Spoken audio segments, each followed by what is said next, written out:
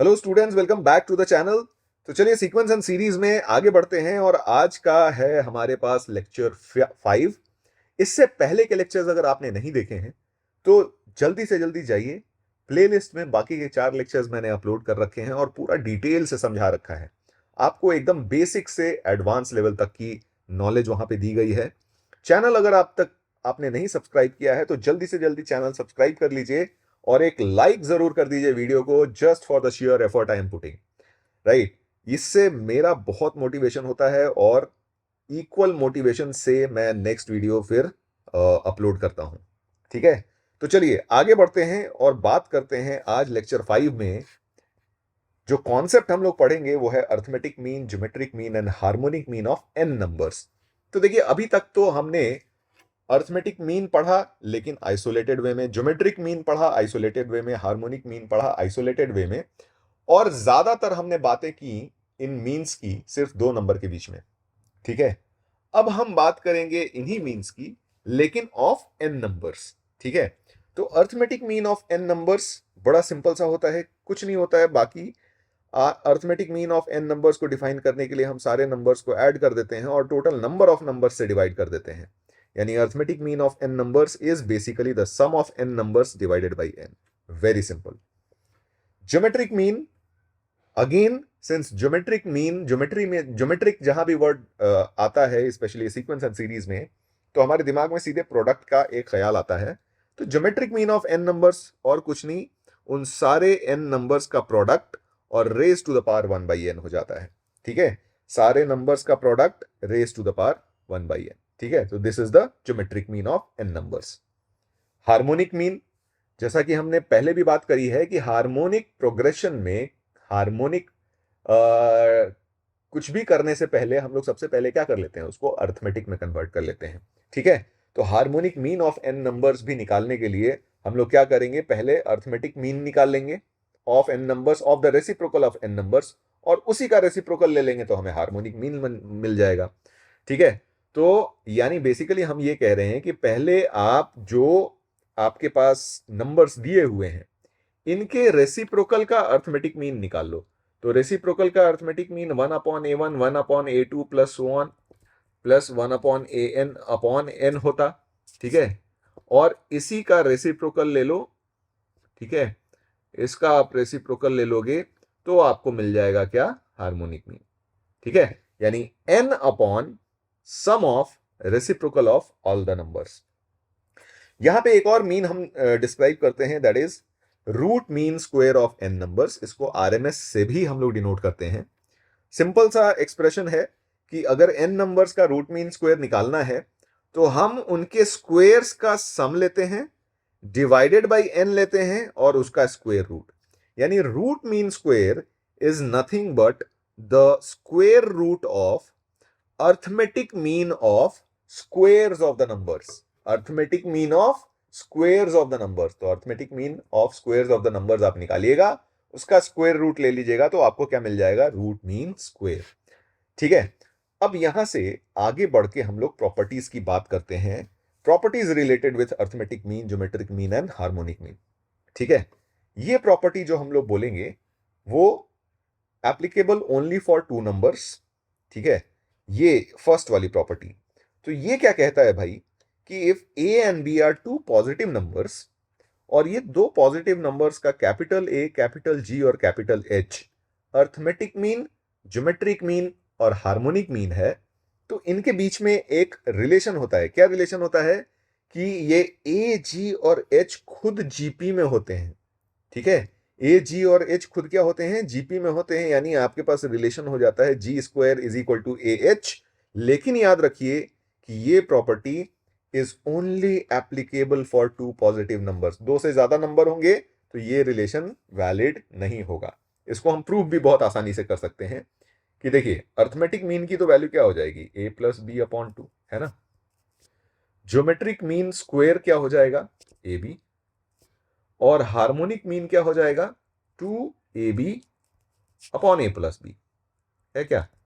अच्छा, इस harmonic mean को मैं ऐसे लिखता हूं, A B upon A plus B by 2 लिख सकते हैं। अब ये ए बी किसको रिप्रेजेंट करता है, जी स्क्वायर को, और a प्लस बी बाई 2 किसको रिप्रेजेंट करता है, a को, तो देखिए आपके पास रिलेशन आ गया, यानी जी स्क्वायर इज इक्वल टू क्या आ गया, a इंटू एच। ठीक है, और यही हमने यहां बात करी है। क्लियर है? लेकिन ये याद रखिए कि ये रिलेशन तभी एग्जिस्ट करेगा जब A G and H are arithmetic, harmonic, arithmetic, geometric and harmonic mean of two positive numbers only. ठीक है, सेकेंड प्रॉपर्टी देखते हैं कि अगर आपके पास n नंबर्स हैं और ये सारे के सारे नंबर्स पॉजिटिव नंबर्स हैं, ये कंडीशन बहुत जरूरी है, नंबर्स का पॉजिटिव होना बहुत जरूरी है, तभी जाके ये रिलेशन आपको वैलिड होगा। अब यहां पे दिया हुआ है कि if A n G n and H n are its arithmetic mean, geometric mean and harmonic mean respectively, ठीक है, तो ए एन जी एन और H n are in GP. ठीक है, अगर आपके पास n पॉजिटिव नंबर्स हैं, ठीक है, n पॉजिटिव नंबर्स हैं और ये पॉजिटिव नंबर्स खुद जीपी में है, ठीक है, ये n पॉजिटिव नंबर्स हैं और ये सारे के सारे नंबर्स खुद जीपी में है, तो अगर ये खुद जीपी में है ना, तब इनका अर्थमेटिक मीन, ज्योमेट्रिक मीन और हार्मोनिक मीन किस में होगा, जीपी में होगा। ठीक है, लेकिन अगर ये जीपी में नहीं होते हैं तो फिर ये रिजल्ट ट्रू नहीं होगा, यानी this is only true when numbers are positive,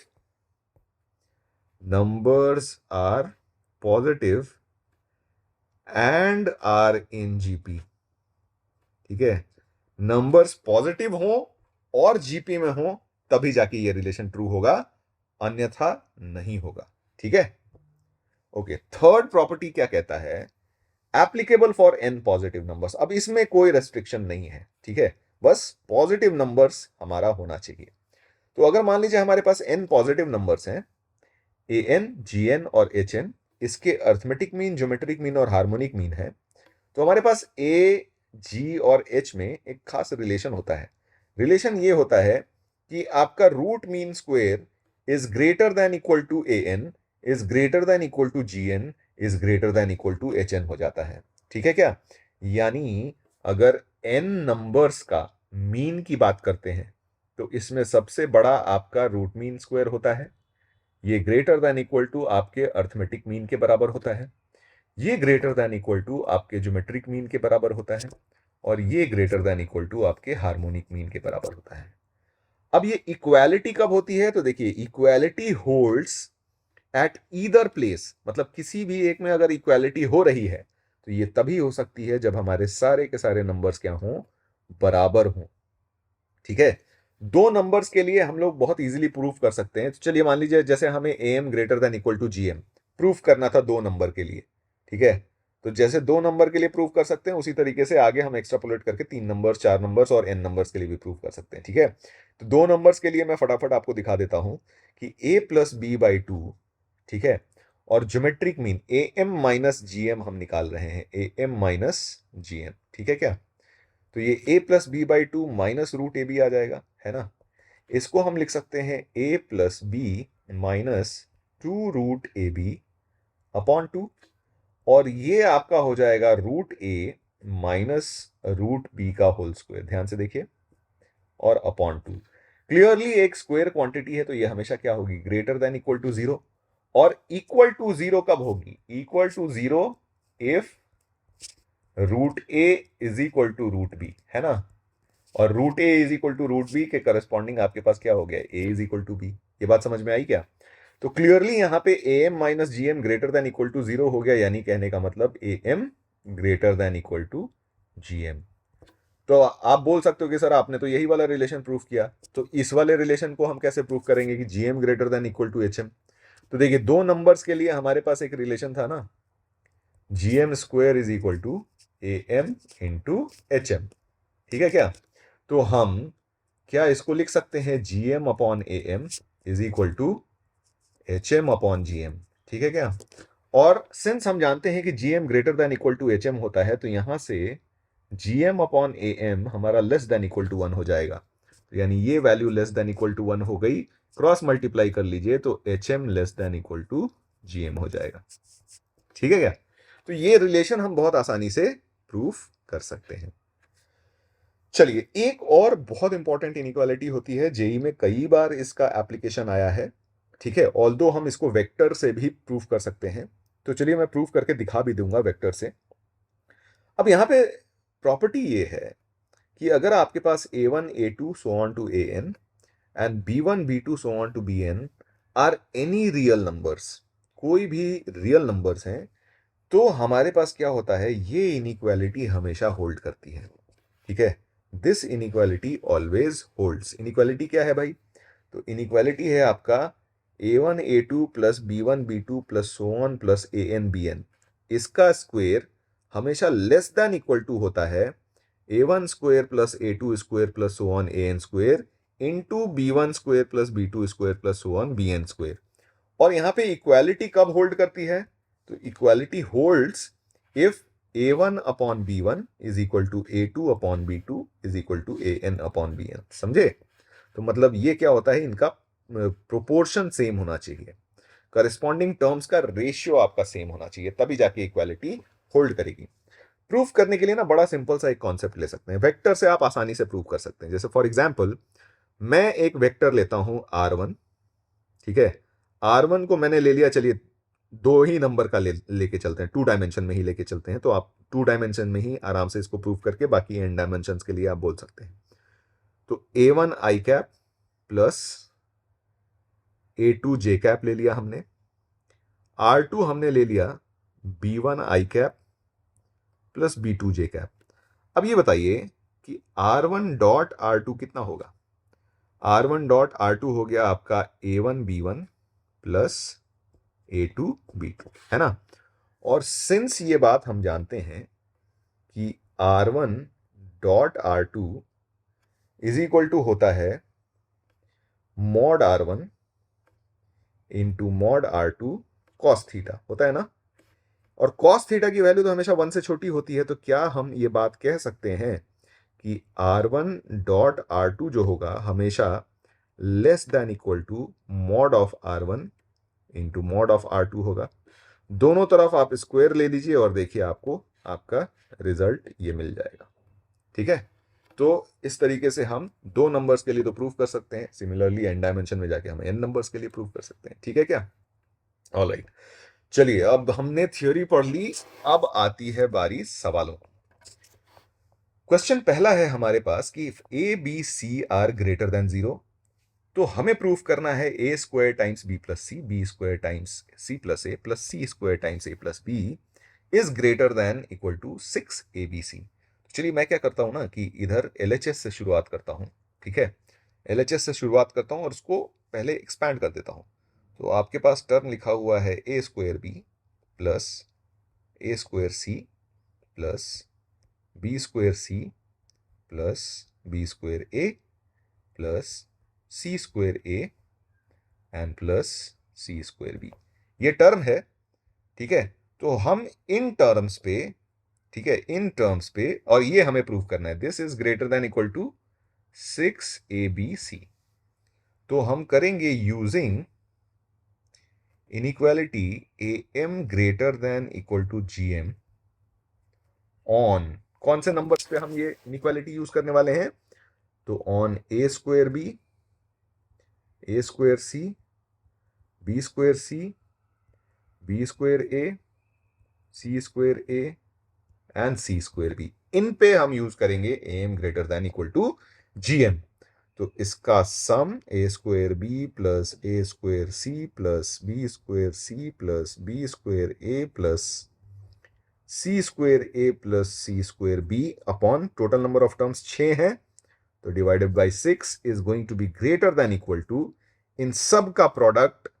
तो सबका प्रोडक्ट अगर हम देखें तो देखिए ए कितनी बार मल्टीप्लाई कर रहे हैं, तो यहाँ 2 2 4 5 और 6, तो ए के पावर 6, सिमिलरली आपका बी के पावर 6, सी के पावर 6, और सिंस 6 टर्म्स आपने मल्टीप्लाई किए हैं तो टू द पावर 1/6। ठीक है क्या? तो ये तो आपका वापस से ये टर्म s आ गया, तो मैं इसको s बोल के और s लिख लेता हूं, तो s upon 6 greater than equal to A B C आ गया, तो therefore s is greater than equal to 6 A B C, hence proved. बड़े आसानी से प्रूव कर लिया हमने। ठीक है, तो चलिए अगला सवाल देखते हैं, नेक्स्ट क्वेश्चन। नेक्स्ट क्वेश्चन दिया हुआ है कि if a is greater than 0 then prove that a cube plus a square plus a plus 1 whole square is greater than equal to 16a cube. तो हम यहां पे लगाते हैं using arithmetic mean greater than equal to geometric mean on कौन से numbers पे भाई? तो on a cube, a square, a and 1 पे। ठीक है, तो ये हो जाएगा आपके पास सम ऑफ द नंबर्स, यानी arithmetic mean a cube plus a square plus a plus 1 divided by 4 is going to be greater than equal to product of all the numbers, यानी a cube into a square into a into 1 to the power 1 upon 4। ठीक है क्या? अब simplify कर लेते हैं, तो ये बन गया आपके पास a cube plus a square plus a plus 1 upon 4 greater than equal to, इन सब का प्रोडक्ट देखिए कितना हुआ, पावर 3 2 5 1 6। ठीक है, तो ये बन जाएगा a to the power 6 upon 4 यानी 3 अपॉन 2।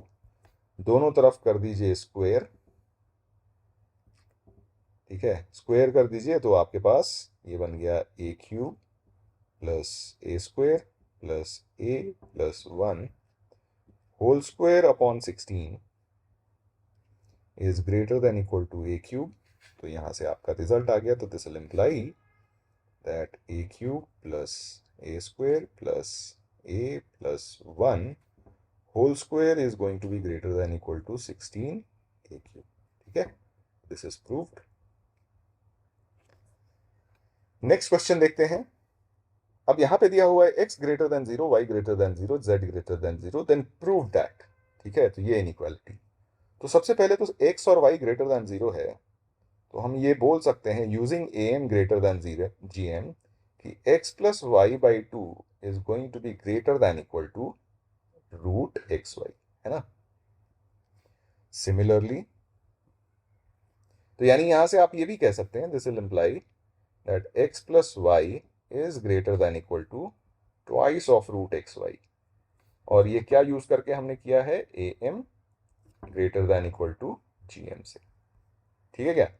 तो सिमिलरली आप बाकियों के लिए भी लिख सकते हैं, तो आपके पास y plus z greater than equal to twice root y z हो जाएगा, and z plus x is greater than equal to twice root z x. ठीक है, अब इन तीनों को मल्टीप्लाई कर दीजिए तो आपका रिजल्ट आ जाएगा। सो 1 इंटू 2 इंटू 3, तो LHS आपका हो गया x plus y into y plus z into z plus x is greater than equal to 8, और सबका अगर पावर आप ऐड कर दें तो x 2 बार आया था, तो x to the power 1/2 plus x to the power 1 into x to the power 1/2, तो x बन जाएगा, तो ये बन गया x y z and hence proved. ठीक है, next, show that if ABCD be 4 positive unequal quantities and S की वैल्यू आपको ये दी हुई है, तो आपको ये बताना है कि S minus A into S minus B into S minus C into S minus D ये किससे बड़ा है, ग्रेटर देन 81 टाइम्स ABCD से। ठीक है, चलिए, तो यहां पे सबसे पहले तो S माइनस ए चाहिए हमें, तो S माइनस ए की एक्चुअली वैल्यू होगी कितनी, तो ये हो जाएगा B प्लस सी प्लस डी, होगा ना। तो अब ये B प्लस सी प्लस डी पे अगर हम AM greater than equal to GM करें, और सिंस 4 अनइक्वल क्वांटिटीज है, तो अनइक्वल में आपका इक्वालिटी तो आएगा नहीं, क्योंकि इक्वल होने के लिए AM और GM को इक्वल होने के लिए हमने ये बात करी थी कि दो सारे क्वांटिटीज क्या होने पड़ेंगे, इक्वल होने पड़ेंगे। लेकिन यहाँ पे अगर अनइक्वल दे दिया गया तो यानी AM GM भी इक्वल नहीं होगा, तो यहाँ पे AM ग्रेटर देन GM वाली इनइक्वालिटी लिखेंगे, तो S इसको डिवाइडेड बाई 3, तो ये इसका अर्थमेटिक मीन हो जाएगा। This is going to be greater than equal to B C D to the power 1/3। ठीक है। Similarly S minus B upon 3 निकालिएगा, तो ये हो जाएगा आपके पास A plus C plus D upon 3 greater than equal to, तो यहाँ पे ये हो गया A C D to the power 1/3। Similarly आप S minus C divided by 3 करोगे, तो ये हो जाएगा आपके पास A plus B plus D divided by 3 greater than equal to A B D to the power 1/3। और s minus D divided by 3 करोगे, तो ये बन जाएगा a plus B plus C divided by 3 greater than equal to A B C to the power 1/3। Now multiply. ठीक है, सबको आप कर दो मल्टीप्लाई, तो आपके पास आपका डिजायर्ड रिजल्ट आ गया। तो s minus A into S minus B into S minus C into S minus D.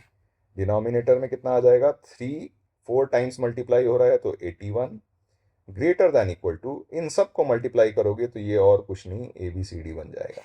ठीक है, तो दिस विल इम्प्लाई आपका जो रिजल्ट लाना था वो प्रूफ हो गया। ठीक है, s minus d is going to be greater than equal to 81 times a B C d. ठीक है, हेंस प्रूव्ड। चलिए अगला सवाल देखते हैं। नेक्स्ट क्वेश्चन है कि अगर x, y और z 0 है एंड मतलब ग्रेटर देन 0 है और x plus Y plus z is equal to 1 है, तो हमें प्रूफ करना है कि x square y z is less than equal to 1/4। अब देखिए यहाँ पे ना x plus Y plus z है, अगर इस पे डायरेक्टली हम am greater than equal to gm लगाएंगे तो ज्योमेट्रिक मीन में जो वैल्यू आएगी वो x into Y into z आएगी, लेकिन हमें चाहिए था एक्स स्क्वायर। यानी क्लियरली हमारे पास अगर ज्योमेट्रिक मीन में 2x के टर्म्स होते तभी जाके हमारा एक्स स्क्वायर बनता। तो मैं क्या करता हूं कि सिंस हमें 2x के टर्म्स चाहिए तो इस x को 2 बराबर बराबर भागों में बांट दूंगा। ठीक है, तो फर्स्ट रिजल्ट प्रूफ करने के लिए मैं लिखता हूं x/2 plus x/2 plus y और प्लस z। ठीक है, तो यहाँ 4 टर्म्स हुए तो divided by 4 greater than equal to इन सब का प्रोडक्ट, तो ये बन जाएगा X square by 4 into Y into Z to the power 1/4। तो देखो एक्स स्क्वेयर जनरेट हो गया मेरा, और ये तो ऊपर में न्यूमरेटर हमारा x plus Y plus Z ही तो लिखा हुआ है। ठीक है, तो ये वैल्यू 1 हो जाएगी, तो this will imply 1/4 greater than equal to, यहां से वैल्यू आपको हो गई x square y z upon 4 to the power 1/4। ठीक है, यानी यहां से हम लिख सकते हैं x square y z is less than equal to, दोनों तरफ टू द पावर 4 कर लो, तो 4/4 टू द पावर 4। ठीक है क्या, तो ये बन जाएगा वैल्यू कितनी, 1/4 क्यूब, दैट इज 1/64। तो यही आपको प्रूफ करना था, तो दिस इज प्रूव्ड। सेकंड है आपका कि x square plus Y square plus Z square greater than equal to 1/3। तो यहां पे आप यूज कर लो सेकंड वाले इनइक्वालिटी को यूज करके root mean square greater than equal to arithmetic mean. ठीक है क्या, तो रूट मीन स्क्वायर क्या हो जाता है, रूट ओवर सारे टर्म्स का, तो ये किस पे लगाना है हमें, एक्स वाई जेड पे। ये हो जाएगा x square plus Y square plus Z square by 3 greater than equal to arithmetic mean, तो x plus Y plus z by 3। दोनों तरफ आप स्क्वायर कर लो और आपको आपका रिजल्ट बनता दिख जाएगा। तो स्क्वायर करोगे तो ये बन जाएगा x square plus Y square plus Z square by 3, है ना। और इधर तो x plus Y plus z 1 है, तो ये ग्रेटर देन इक्वल टू क्या हो जाएगा, 1/9। तो दिस विल इम्प्लाई कि x square plus Y square plus Z square is greater than equal to 1/3। ठीक है क्या, नेक्स्ट अगला सवाल है हमारे पास, a plus B plus c is equal to 3, a B C are positive, then prove that. अब देखिए यहाँ पे 2 a चाहिए, 3 b चाहिए और 2 c चाहिए। तो यानी इसको हमें इस तरीके से स्प्लिट करना पड़ेगा सच दैट 2A बने, 3B बने और 2C बने। तो इक्वल इक्वल पार्ट्स में हम डिवाइड करेंगे। तो हमें 2A चाहिए थे, तो A को 2 बराबर बराबर भागों में बांट देंगे। 3B चाहिए थे, तो B को 3 बराबर बराबर भागों में बांटेंगे। ठीक है क्या? और 2C चाहिए थे, तो C को 2 बराबर बराबर भागों में बांटेंगे। तो टोटल नंबर ऑफ टर्म्स कितने हुए? तो टोटल नंबर ऑफ टर्म्स 7 हुए, तो divided by 7 is greater than equal to, इन सब का प्रोडक्ट, तो A/2 2 बार मल्टीप्लाई होगा तो A²/4, B/3 3 बार मल्टीप्लाई हो रहा है तो B³/27 यानी 3³ है ना। और यहाँ पे आपके पास C²/4 and to the power कितना हो जाएगा 1/7, क्योंकि टोटल नंबर ऑफ टर्म्स कितने थे 7। अब यहाँ पे अगर आप देखो तो ये तो लिखा हुआ है A+B+C, और A+B+C की वैल्यू 3 दी हुई थी, तो ये बन जाएगा 3/7 is greater than equal to A² B³ C²। देखिए 4 इंटू 4, तो 2² इंटू 2² 2 to the power 4 बन गया, और ये आपका 3³ बन गया। ठीक है, एंड 1/7। तो दोनों तरफ पावर 7 ले लीजिए, तो आपके पास A² B³ C² upon 2 to the power 4 into 3³। ठीक है, 2 to the power 4 into 3³ less than equal to 3 to the power 7 upon 7 to the power 7 हो जाएगा। और ये 2 to the power 4 और 3³ को उधर ले जाके मल्टीप्लाई कर दीजिए, तो ये A² B³ C² greater than equal to हो जाएगा 2 to the power 4 into 3 to the power 10 upon 7 to the power 7। अब यहां पे एक और बड़ा इंटरेस्टिंग सा सवाल पूछा गया है। सवाल ये है कि आप उस ABC की वैल्यू बताइए जिसके लिए ये A² B³ C² attains its maximum value. तो मैक्सिमम वैल्यू अटेन होने के लिए यहां इक्वालिटी होनी पड़ेगी, है कि नहीं? So for maximum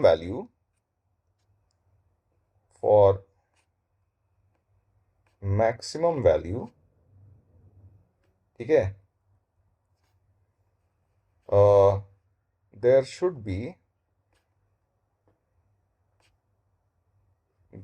B equality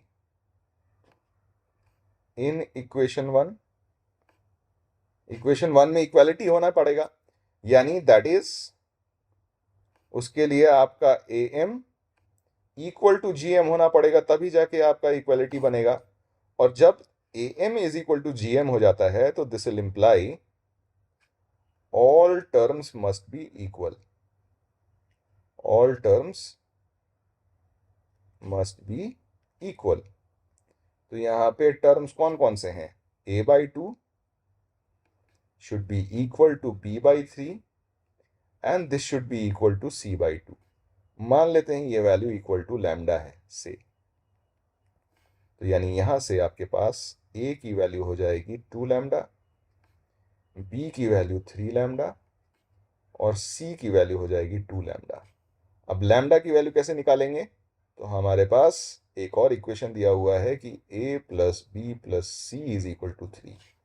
तो ये वैल्यू अगर आप रख देते हो तो यहाँ से 7 लैम्डा इज इक्वल टू 3 बन जाएगा, यानी लैम्डा की वैल्यू आ गई 3/7। लैम्डा की वैल्यू जैसे ही 3/7 आई, आपके पास A की वैल्यू हो जाएगी 6/7, क्योंकि 2 लैम्डा था। B की वैल्यू थी 3 लैम्डा यानी 9/7, और C की वैल्यू 2 लैम्डा थी यानी 6/7। तो ये 3 वैल्यूज होंगी। तो बड़ा सिंपल सा अप्रोच था। मैक्सिमम होने के लिए यहाँ पे इक्वालिटी होनी चाहिए, यानी यहाँ पे इक्वालिटी होनी चाहिए, यहाँ पे इक्वालिटी होनी चाहिए, यानी यहाँ पे इक्वालिटी होनी चाहिए। और अगर यहाँ इक्वल हुआ तो यानी AM इक्वल टू GM हो जाएगा, और AM is equal to GM तभी होगा जब ये सारे टर्म्स क्या होंगे? इक्वल होंगे। तो यानी A/2 should be equal to B/3 should be equal to C/2। बस वही यूज करके हमने क्या किया? A, B और C की वैल्यू निकाल ली। ठीक है, चलिए आगे बढ़ते हैं। आगे क्वेश्चन है कि x y z are positive numbers such that x plus y plus z is equal to 12, then the minimum value of, तो ये तो यहाँ पे x square y square z square दिख रहा है, तो सीधे सीधे मैं लिख दूंगा R M S greater than equal to arithmetic mean. ठीक है, तो आर एम एस ऑफ किस पे, एक्स वाई जेड पे लगाना है, तो ये हो जाएगा root over x square plus Y square plus Z square divided by 3 is going to be greater than equal to arithmetic mean, that is x plus y plus z by 3 whole squared, sorry whole squared नहीं, बस arithmetic mean. अब दोनों तरफ आप square कर दीजिए, तो ये वैल्यू तो आपको x plus Y plus z is equal to 12 दी हुई थी, तो 12/3 बिकम्स 4।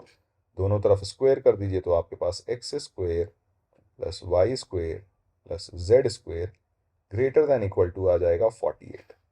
तो therefore minimum value will be equal to 48। ठीक है क्या? चलिए अगला सवाल देखते हैं। नेक्स्ट क्वेश्चन है कि if A B C are sides for scalene triangle. Scalene triangle है यानी कहने का मतलब साइड्स, साइड लेंथ है, तो क्लियरली ए बी सी आपका क्या हो जाएगा, पॉजिटिव, है ना, एंड अनइक्वल। अनइक्वल क्यों? क्योंकि ट्रायंगल हमारा क्या है, स्केलन है। So this will be a B C are greater than 0 and unequal. यानी अनइक्वल होने का कहने का मतलब ये हो गया कि अब एम इक्वल टू जीएम नहीं होगा। ठीक है, तो सबसे पहले तो हमें ये इनइक्वालिटी प्रूव करनी है। ठीक है, ये इनइक्वालिटी प्रूव करनी है। तो देखिए बड़ा सिंपल सा अप्रोच है। ठीक है, आपके पास, आपको ये बात पता है कि a plus b upon 2 is going to be greater than, ठीक है, is going to be greater than root A b, है ना, और M greater than G M से दोनों तरफ अगर आप स्क्वायर कर लेते हैं, ठीक है, 2 उधर मल्टीप्लाई करके स्क्वायर कर लीजिए, तो ये आपके पास a plus b whole square greater than equal to 4ab हो जाएगा। या फिर हम एक काम करते हैं ना, इतना कौन मेहनत करे, डायरेक्ट मैं आपको बताता हूँ। सिंस हमें ये बात पता है कि a minus b whole square square quantity है, तो हमेशा greater than equal to 0, in fact greater than 0 ही होगी, क्योंकि इक्वल टू तो है नहीं, a is not equal to b है, तो इक्वल टू 0 हो नहीं पाएगा। तो यहां से आप देखिएगा तो आपके पास आ गया a square plus B square is greater than 2ab। And similarly मैं ये भी लिख सकता हूं कि b square plus C square is greater than 2bc and C square plus A square is greater than 2ac। इन सबको अगर आप ऐड कर दीजिए, ठीक है, तो देखिए A square B square C square LHS में दो दो बार एडेड है, तो twice of A square plus B square plus C square is greater than twice of A B plus B C plus C A हो जाएगा। 2 2 cancel, और देखिए एक इनइक्वालिटी तो आपकी प्रूव हो गई कि ये वाली वैल्यू इससे हमेशा छोटी होगी। यानी कहने का मतलब हम इसको ऐसे भी लिख सकते हैं कि a B plus B C plus C a is less than a square plus B square plus C square. एक तरफ की इनइक्वालिटी ये वाली प्रूफ हो गई। अब दूसरे तरफ की हमें इनइक्वालिटी प्रूफ करनी है। उसको प्रूव करने के लिए क्या करेंगे, ध्यान से देखिए। अब यहां पे दिया हुआ है कि साइड्स ऑफ अ ट्रायंगल, तो इसका भी हमें यूज करना पड़ेगा। साइड्स ऑफ अ ट्रायंगल का प्रॉपर्टी क्या होता है? साइड्स ऑफ अ ट्रायंगल की प्रॉपर्टी ये होती है कि difference of any two sides is always smaller than the third side, है ना। तो mod of a minus b जो होगा ये हमेशा लेस देन सी होगा। ठीक है, दोनों तरफ अगर आप स्क्वायर कर लीजिए, ठीक है, दोनों तरफ स्क्वायर कर लीजिए, तो यहां से आपके पास A square plus B square minus 2ab is going to be less than C square. अब उस सी स्क्वायर को इस तरफ लेते आइए, तो ये बन जाएगा A square plus B square minus C square is less than 2ab। ठीक है, सिमिलरली बाकियों के लिए भी हम लिख सकते हैं। तो बस साइक्लिक ऑर्डर में ए बी सी को रोटेट कर दीजिए, तो यहां पे b square plus C square minus a square is going to be less than 2bc and c square plus a square minus b square is going to be less than 2ac. सबको add करिए तो LHS में सिर्फ आपका a square plus b square plus c square रहा और RHS में आपका हो गया twice of ab plus bc plus ca। ठीक है, तो एक ये इनइक्वालिटी हमने प्रूव करी थी, दूसरी ये इनइक्वालिटी प्रूव करी, दोनों को कंबाइन करोगे तो आपके पास जो रिक्वायर्ड इनइक्वालिटी प्रूव करनी थी वो आ गई। तो ab plus bc plus ca is less than a square plus b square plus c square is less than twice of AB plus BC plus CA. So this is proved. ठीक है क्या? Okay, तो next question करते हैं कि let x, y, z are positive numbers such that 3x plus 4y plus 6z is equal to 12, then the minimum value of x square plus y square plus z square. यहां use करेंगे हम Cauchy-Schwarz inequality, Cauchy-Schwarz inequality. ठीक है, और ये किस पे use करेंगे? तो यहां पे आपके पास 3, 4 और 6 ये a1, a2 और a3 को रिप्रेजेंट करेगा, x, y और z b1, b2 और b3 को रिप्रेजेंट करेगा।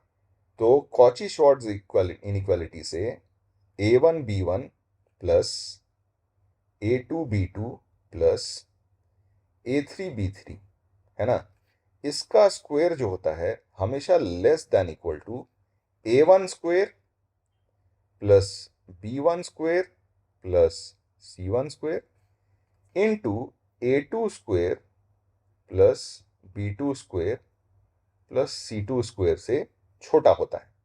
ठीक है क्या? ये वैल्यू आपको 12 लिखी हुई है, तो 12 स्क्वायर इज 144, तो डायरेक्टली 144 ही लिख लेते हैं ना। ठीक है, तो ये हो गया आपके पास 144 is less than equal to, इसका सम कितना हो गया भाई? तो 36 प्लस 16 50 59 है ना, और ये आपका हो गया x square plus Y square plus Z square. तो यानी यहां से क्लियरली हम देख सकते हैं कि x square plus Y square plus Z square is going to be greater than equal to 144 upon 59। ठीक है, तो therefore minimum value will be 144 upon 59। ठीक है, चलिए नेक्स्ट सवाल देखते हैं कि prove that a triangle ABC is equilateral if and only if tan A plus tan B plus tan C is equal to 3√3। अब देखिए, ट्रायंगल में ना आपको एक बात याद रखनी चाहिए, और वो बात क्या है कि in a triangle summation of tan A is always equal to product of tan A। यानी कहने का मतलब tan A plus tan B plus tan C is equal to tan A into tan B into tan C होता है। ठीक है, तो अब हम लोग यूज करते हैं using AM is greater than equal to GM। ठीक है, on tan A, tan B and tan C। ठीक है, लेकिन अगर यहां पे आप AM greater than equal to GM use कर रहे हो तो ये आप तभी यूज कर सकते हो जब आपके पास tan A, tan B और tan C क्या हो? पॉजिटिव हो। ठीक है, पॉजिटिव होने के लिए आपको A, B और C क्या होना पड़ेगा? 90 डिग्री से छोटा होना पड़ेगा। तो यहां पे आपके पास एक कंडीशन है कि A, B, C are acute angles, इसमें से कोई भी ऑब्ट्यूज एंगल नहीं होगा, क्योंकि अगर ऑब्ट्यूज एंगल हुआ तो ये AM ग्रेटर देन GM वाली इनइक्वालिटी आप यूज नहीं कर सकते। ठीक है, तो चलिए अब यहां पे अगर हम AM greater than equal to GM inequality use कर लेते हैं तो फिर हमारे पास क्या आ जाएगा कि summation tan a, arithmetic mean क्या हो जाएगा आपके पास, summation tan a divided by 3, है ना। और ज्योमेट्रिक मीन क्या हो जाएगा, greater than equal to, geometric mean is pi tan a to the power 1/3। ठीक है। अब यहां से हम जानते हैं कि समेशन tan a और पाई tan a तो दोनों सेम ही होते हैं ट्रायंगल में। तो यहां से हमारे पास हो गया कि summation tan a by 3 is actually greater than, इसको मैं समेशन tan a ही लिख देता हूं क्योंकि pi tan a is also summation tan a to the power 1/3। तो दोनों तरफ से देखिए summation tan a to the power 1/3 cancel out हो जाएगा। तो ये बन गया आपका summation tan a to the power 2/3 is greater than equal to 3। और दोनों तरफ अगर आप ये पावर 2/3 को उस तरफ ले जाओ तो पावर 3/2 हो जाएगा। तो यहां से आपके पास आ गया समेशन tan a, ठीक है, is greater than equal to 3√3। ठीक है क्या। पर यहां पे ये वैल्यू इक्वल टू दी हुई थी। ठीक है। अगर यहां पे ये वैल्यू इक्वालिटी है तो यानी यहां पे हम कह सकते हैं कि therefore summation tan a will be equal to 3√3 if tan a is equal to tan b और is equal to tan c। और ये अगर होता है तो इसका कहने का मतलब कि a is equal to b is equal to c is equal to pi/3। तो therefore triangle is equilateral। ठीक है। तो फिर ट्रायंगल आपका क्या हो जाएगा, इक्विलैटरल। और यही हमें प्रूव करना था। अब नेक्स्ट कॉन्सेप्ट हम लोग पढ़ेंगे वो है अर्थमेटिक ज्योमेट्रिक प्रोग्रेशन। इसको हम लोग अर्थमेटिको ज्योमेट्रिक प्रोग्रेशन भी कहते हैं, अर्थमेटिको ज्योमेट्रिक प्रोग्रेशन। ठीक है। अर्थमेटिको ज्योमेट्रिक प्रोग्रेशन या फिर शॉर्ट में एजीपी। अब इस नाम में ही आप देखो अर्थमेटिक भी दिख रहा है और ज्योमेट्रिक भी दिख रहा है। यानी ये एक ऐसा प्रोग्रेशन है जिसमें एक टर्म का सर्टेन पार्ट एपी में बढ़ रहा होगा और सर्टेन पार्ट जीपी में बढ़ रहा होगा। ठीक है। तो जो इसका स्टैंडर्ड अपीयरेंस होता है ना वो कुछ इस तरीके से। तो यहां पे देखिए a+d a+2d a+3d, ये एपी में बढ़ रहा है। यहां a×1 है, यहां इंटू आर है, इंटू आर स्क्वेयर है, इंटू आर क्यूब है। तो ये 1 आर, आर स्क्वेयर और आर क्यूब ये किस में बढ़ रहा है, जीपी में बढ़ रहा है। ठीक है। तो यानी कहने का मतलब ये है कि ये एक ऐसा स्पेशल सीक्वेंस है जिसका हर एक टर्म करेस्पॉन्डिंग एपी और जीपी के टर्म्स का प्रोडक्ट होता है। यानी अगर हमारे पास एक एपी दिया हुआ है और एक जीपी दिया हुआ है तो इनके करेस्पॉन्डिंग टर्म्स का प्रोडक्ट करके हम नया सीरीज जो बनाएंगे वही सीरीज हमारा क्या होगा, अर्थमेटिको ज्योमेट्रिक प्रोग्रेशन। ठीक है। इसमें जो सीखने वाली बात होती है वो बस एक ही इसका एप्लीकेशन आता है और वो एप्लीकेशन है इसका सम टू एन टर्म्स निकालने का। वैसे तो जेई मेंस इसको नहीं पूछता, जेई एडवांस ही पूछता है, लेकिन जेई मेंस के लिए भी आपको इसको पढ़ लेना चाहिए क्योंकि सवाल तो आ जाते हैं इससे। ठीक है। इस कॉन्सेप्ट से रिलेटेड सवाल पूछ लेता है जेई मेंस, ऑल्दो सिलेबस में मेंशन नहीं किया है उन्होंने। ठीक है। तो चलिए अब यहां पे जैसा कि मैंने बताया सीखने लायक बस एक ही चीज है, सम टू एन टर्म्स निकालने का। अब अगर आपको जीपी याद हो तो मैंने आपको एक तरीका बताया था जीपी का सम निकालने के लिए कि आप क्या करते हो जब भी आपके पास जीपी का सम निकालना हो तो आप कॉमन रेशियो से मल्टीप्लाई कर देते हो सीरीज को और एक एक टर्म शिफ्ट करके लिख लेते हो, एक एक टर्म शिफ्ट करके लिख लेते हो। यहां भी वही करना है कि आपने एसएन लिखा, फिर इसमें आर से मल्टीप्लाई करके और इसको एक एक टर्म शिफ्ट करके लिख दिया। यानी ये ए आर इसके नीचे लिखा, ये वाला टर्म इसके नीचे लिखा, ठीक है, ये वाला टर्म इसके नीचे लिखा एंड सो ऑन। और बस आपको क्या कर देना है, दोनों को सब्ट्रैक्ट। ठीक है। दोनों को सब्ट्रैक्ट करोगे तो देखो ये ए बच जाएगा, यहां से A R plus D are था, उसमें से ए आर माइनस किया तो आपने डी आर बचा। यहां आपके पास A R square plus two D R square था और माइनस आपने किया A R square plus D R square, तो अगेन डी आर स्क्वायर। और इसी तरीके से टर्म्स माइनस होते होते यहां सेकेंड लास्ट टर्म तक के टर्म्स माइनस होंगे। ये वाला टर्म आपका इकलौता बच जाएगा क्योंकि ये खिसक के आगे जा चुका है ना, तो यहां पे ये वाला टर्म अकेला बच जाएगा, तो माइनस ऑफ दिस बच जाएगा। ठीक है। अब अगर आप ध्यान से देखते हो तो इस ए को छोड़ दो, तो ये वाला पार्ट जो आपका दिख रहा है ये जीपी में दिख रहा है। और ये जीपी कितने टर्म्स का होगा, तो यहां से लेके यहां तक के टर्म्स का डिफरेंस है, तो ये GP of n minus terms होगा, एन माइनस वन टर्म्स होगा। सो ये ए, ये GP of n minus one terms, और ये आपका nth टर्म में बस आर से मल्टीप्लाई होके।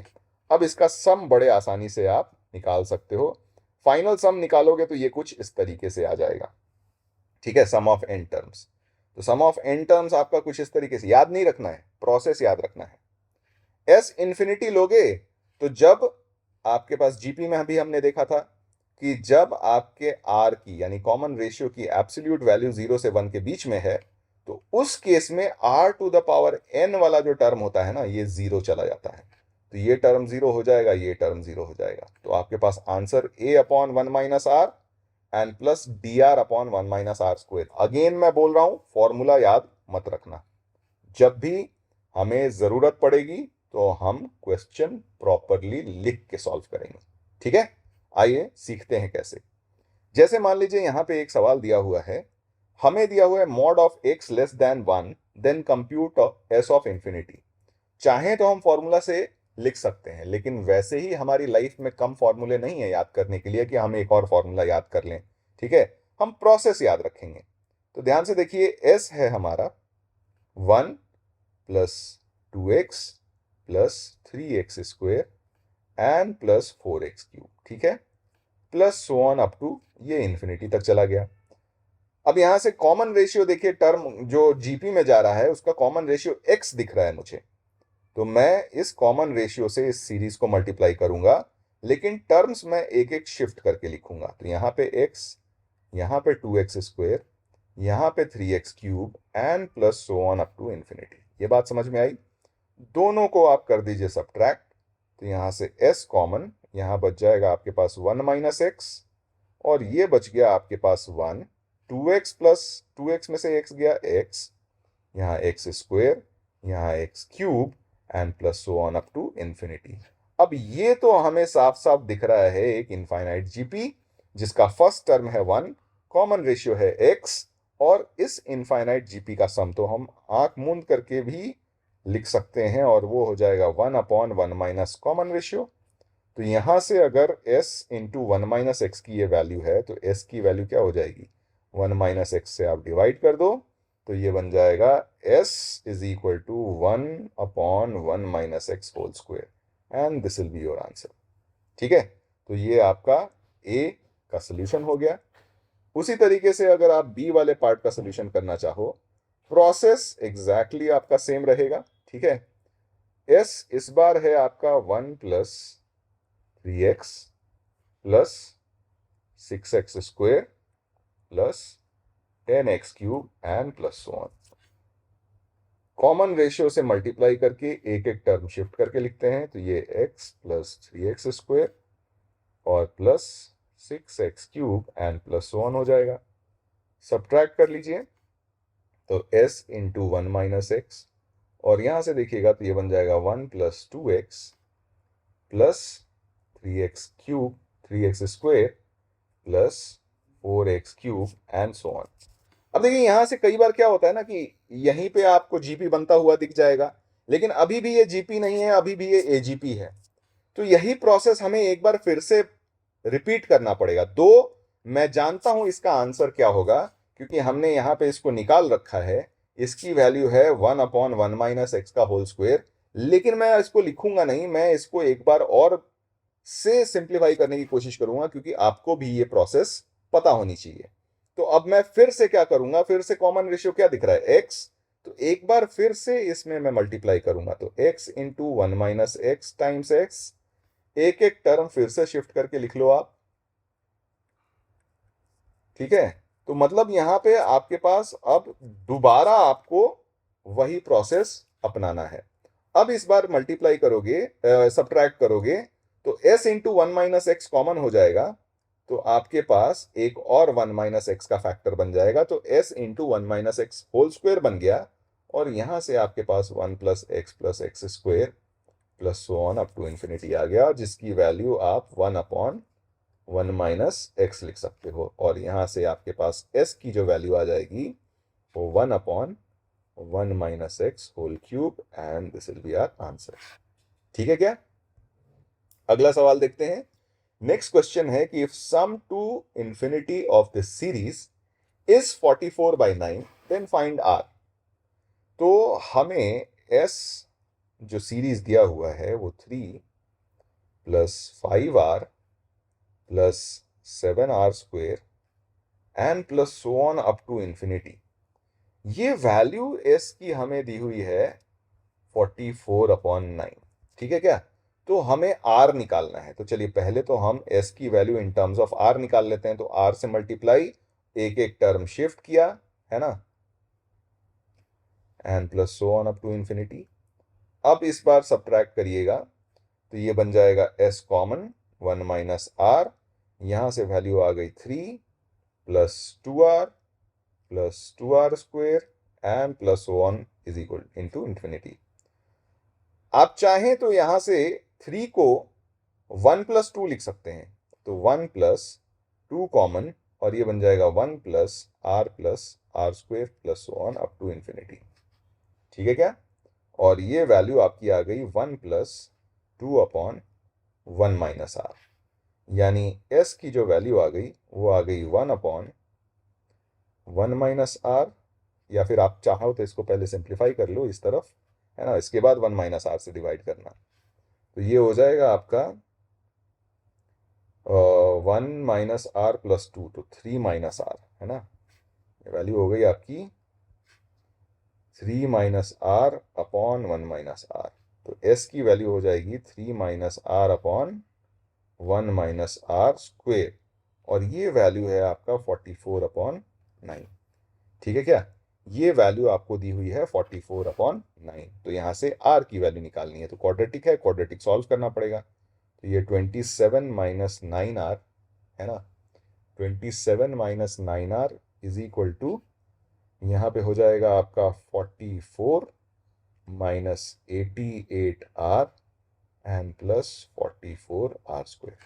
ठीक है, क्वाड्रेटिक को प्रॉपरली रीअरेंज कर लें, तो ये क्वाड्रेटिक हो जाएगा 44r स्क्वेयर माइनस 68, इनफैक्ट ये 79r हो जाएगा, and plus 17 is equal to 0। अब यहाँ पे इसको आप फैक्टराइज कर सकते हैं।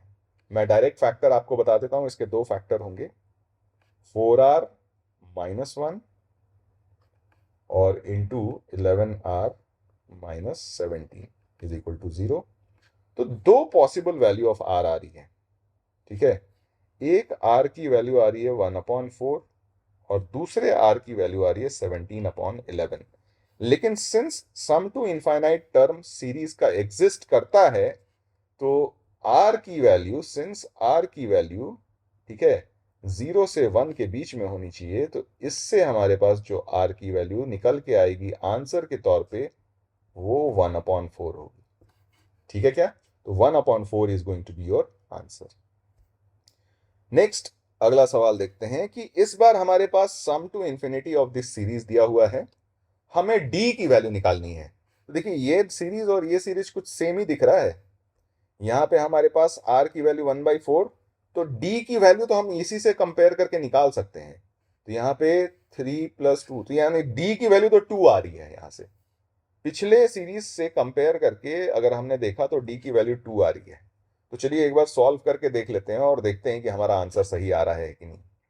तो हमारे पास s दिया हुआ है 3 + d into 1/4 plus 3 + 2d into 1/4 square and plus so on up to infinity. ठीक है, कॉमन रेशियो 1/4 है, तो 1/4 से मल्टीप्लाई कर देते हैं इसको, तो 1/4 टाइम्स एस, ये 3/4 plus 3 plus D 1/4 square and plus so on up to infinity.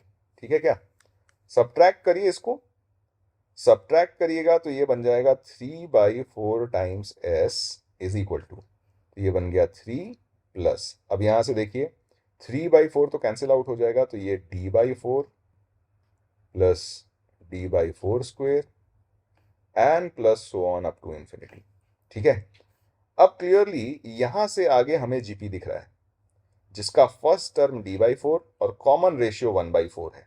ठीक है, तो सम हम निकाल सकते हैं, तो ये बन जाएगा 3 plus first term upon 1 minus common ratio. ठीक है, सिंप्लीफाई किया तो ये बन जाएगा आपके पास 3 प्लस d/3 और ये आपका है 3s अपॉन 4 की वैल्यू। ठीक है, तो यानी s की वैल्यू हो जाएगी 4 प्लस, ठीक है, 4d/9 और ये है आपका 44/9। ठीक है, तो यहाँ से आपके पास क्या आ गया, 4 उधर ले जाके माइनस कर दीजिए, तो 4d/9 इज इक्वल टू 8/9 आ गया। ठीक है, तो क्लियरली यहाँ से d की जो वैल्यू आ जाएगी वो 2 आ जाएगी, और जैसा कि हमने प्रेडिक्ट किया था कि d की वैल्यू आनी कितनी चाहिए, 2 आनी चाहिए। ठीक है, तो आज के लिए हम लोग यहाँ पे रोकते हैं अपने लेक्चर को।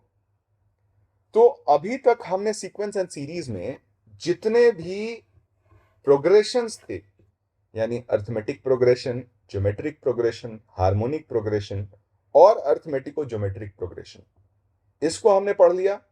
फिर हमने साथ साथ जितने भी मीन्स थे, यानी root mean square, arithmetic mean, geometric mean, harmonic mean, ये सब कुछ पढ़ लिया। तो आपका समझ लीजिए कि 70 to 80% ऑफ द सिलेबस हमने कवर कर लिया है। बाकी का जो 20% सिलेबस रहता है वो आता है आपका स्पेशल सीक्वेंसेस का। ठीक है, और ये सेक्शन एडवांस में ज्यादा पूछा जाता है। ठीक है, तो नेक्स्ट लेक्चर में हम लोग फिर बात करेंगे स्पेशल सीक्वेंसेस की। ठीक है, तो मिलते हैं बच्चों नेक्स्ट लेक्चर में। आई होप आपको बहुत अच्छी तरीके से क्लियर होता जा रहा है सीक्वेंस एंड सीरीज, और आपसे अब ज्यादा से ज्यादा सवाल भी बन रहे होंगे अपने मॉड्यूल्स के, अपने बुक्स के। और अगर कोई भी डाउट आपके मन में आता है तो आप कमेंट बॉक्स में जरूर लिखिए, उन सारे डाउट्स को हम एक एक करके हैंडल करेंगे, जरूरत पड़ी तो उनके ऊपर वीडियोस भी बनाएंगे। तो ऑल द बेस्ट स्टूडेंट्स, मिलते हैं नेक्स्ट लेक्चर में। तब तक के लिए आप पढ़ते रहिए, खुश रहिए, कॉन्फिडेंस बनाए रखिए और सब कुछ अच्छा होगा। Thank you.